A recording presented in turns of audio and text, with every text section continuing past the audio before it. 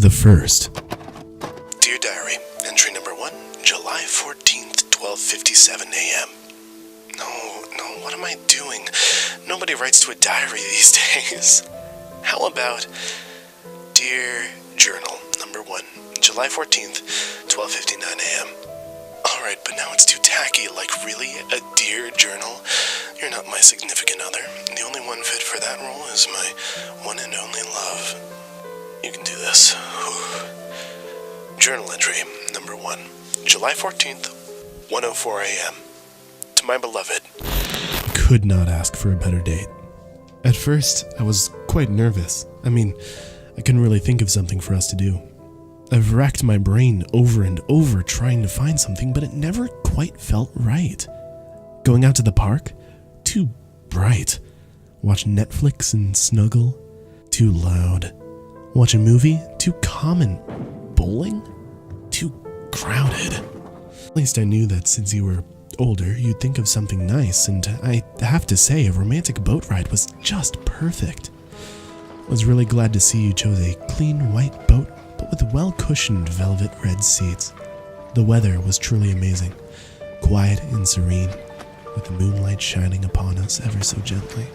The river was astounding as well, vast, calm, and with a smooth current, it carried us away effortlessly. Rowing was not needed tonight. Thinking back to tonight, your navy blue jacket made you look so cute, even if it did have a few holes in it. It was so nice how everything blended together to make it all romantic. The day was so perfect, I didn't even mind helping you get on board, even if you did almost tip us over. I guess you were always my little goober. I was content, having a nice day just to ourselves, admiring Mother Nature at work. Not as much work as she put into you, that's for sure. Such beautiful and long work. I've really waited quite a while for this. Some might say it was a bit creepy when I watched you stroll through the park with your bulldog. I hated that he always took your attention, that you always gave him your love, and well, that's all in the past. This entry is to reminisce on our honeymoon, right, sweetheart? And so I can't even continue to write this entry without thinking about how perfect you were this evening. I really loved everything about you. I loved your hands, smooth and still. I loved your hair, curled and dark, with a delightfully rustic scent. Oh, and how I loved your lips. They were paler than the moonlight and softer than silk. Even your imperfections, if I dare call them such, only built on your irresistibility. How could I resist the art of your wounds?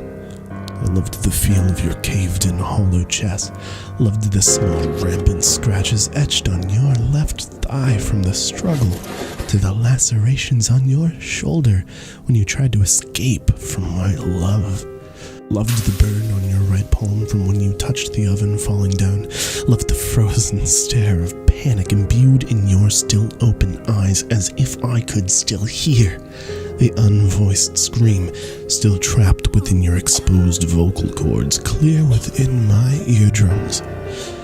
Yet nothing excites me more than to think back on the marks on your neck from when you squirmed, thrashed, and writhed in an attempt to inhale a single breath of air, utterly cornered, trapped, confined, and best of all, terrified. I think I'm getting a bit too ahead of myself. I don't even think I finished describing the scenery. It truly was the perfect time. Only a few minutes till sunset we sat, admiring the vast openness that was this river. The water brimmed with sunlight and swayed, gently awaiting its gift. A gift so precious, yet one that I had to give away. No birds sang, no leaves rustled, no wood crackled, no crickets chirped. No wind distracted us. I was prepared. I had already gotten rid of all the fruit flies that hovered over you, all the disgusting fungus that clutched to your extremities, all the filthy maggots that festered your insides, all the chemical stench that filled your lungs, all the horrid fluids that persisted to remain and stain your beautiful body. I worked so hard to rid you of everything that tried to decompose you, to keep your flesh that beautiful mix of green and purple, to retain your pupils whole and pure black before they fell out of your sockets, to maintain the sweet moisture that held your composition together, to keep you perfect, as you were mine, and mine alone to enjoy at your prime. After all, there will be many more, but there won't be any as precious as you, mi amor. You will forever be my first beloved corpse.